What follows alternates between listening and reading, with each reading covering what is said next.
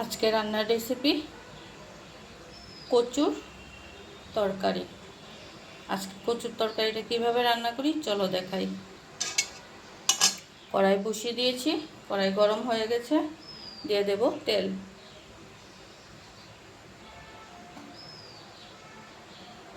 এখানে আলু সিদ্ধ করে নিয়েছি, এখন এই আলুগুলো ভাজি করে নেব।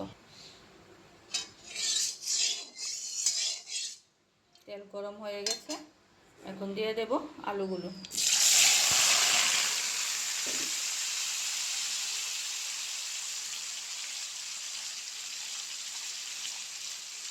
দিয়ে দেব লবণ,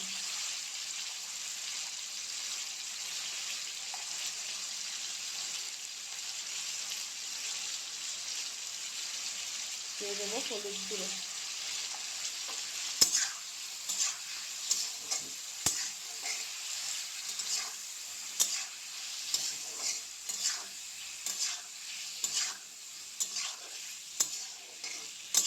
দিয়ে আলুগুলো ভালো করে ভাজি করে নেব। জালটা একদম লো ফ্লেমে রাখতে হবে, রেখে আলুগুলো ভাজি করে নেব। এখানে আলু ভাজা হয়ে গেছে, নামিয়ে নিয়েছি। কড়াই বসিয়ে দিয়েছি, এখন দিয়ে দেব তেল। তেল গরম হয়ে গেছে, দিয়ে দেব মিষ্টি জিরা মানে গুয়ামরি।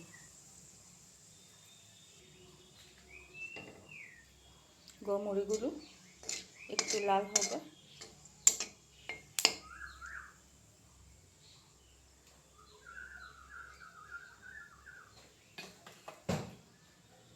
এখন দিয়ে দেব মরিচ বাটা, কাঁচা মরিচ বাটা।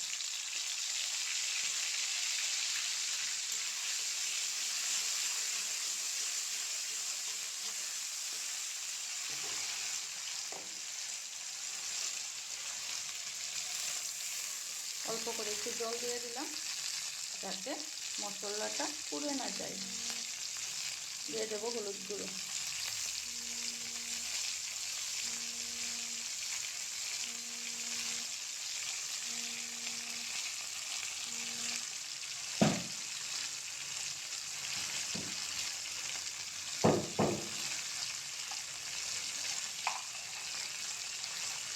দিয়ে দেবো একটু স্বাদ অনুযায়ী লবণ।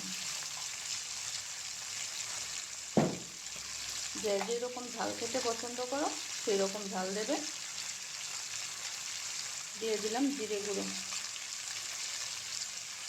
দিয়ে দিলাম ধনে গুঁড়ো, দিয়ে ভালো করে মশলাটা ভাজতে হবে।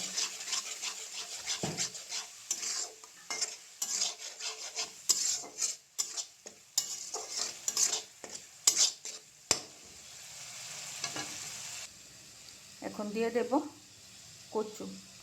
কচুটা এরকমভাবে কুড়িয়ে নিয়েছি, কুড়িয়ে এইভাবে রান্না করব। এখন দিয়ে দেব কচুটা। কে কে এইভাবে রান্না করে খেয়েছো অবশ্যই কমেন্ট করে জানাবে। আর যদি না খেয়ে থাকো অবশ্যই একবার রান্না করে খেয়ে দেখবে, দুর্দান্ত লাগে। চলো দেখাই। মশলা ভাজা হয়ে গেছে,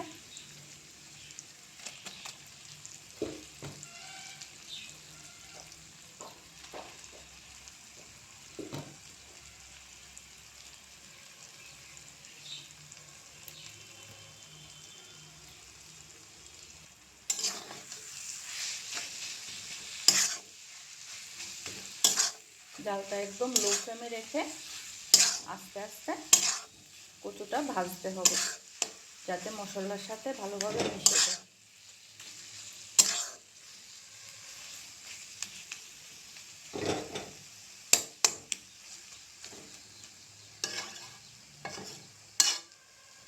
এইভাবে করে ভালোভাবে আস্তে আস্তে ভাজতে হবে একদম লো ফ্লেমে রেখে।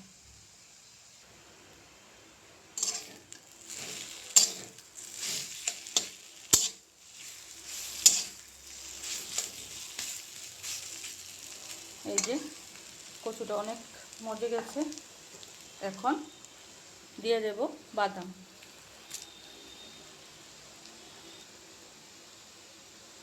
দিয়ে দেব আলু ভাজাগুলো,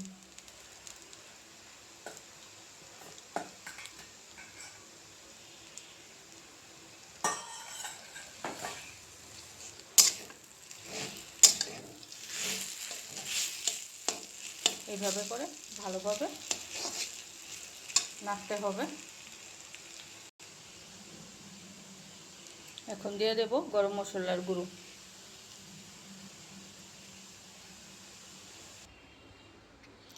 এই যে নামিয়ে নিলাম। কীরকম হয়েছে তরকারিটা অবশ্যই কমেন্ট করে জানাবে। আর এরকম রেসিপি পেতে অবশ্যই ফলো করে রাখবে। আর ভালো লাগলে লাইক কমেন্ট শেয়ার করতে ভুলবে না।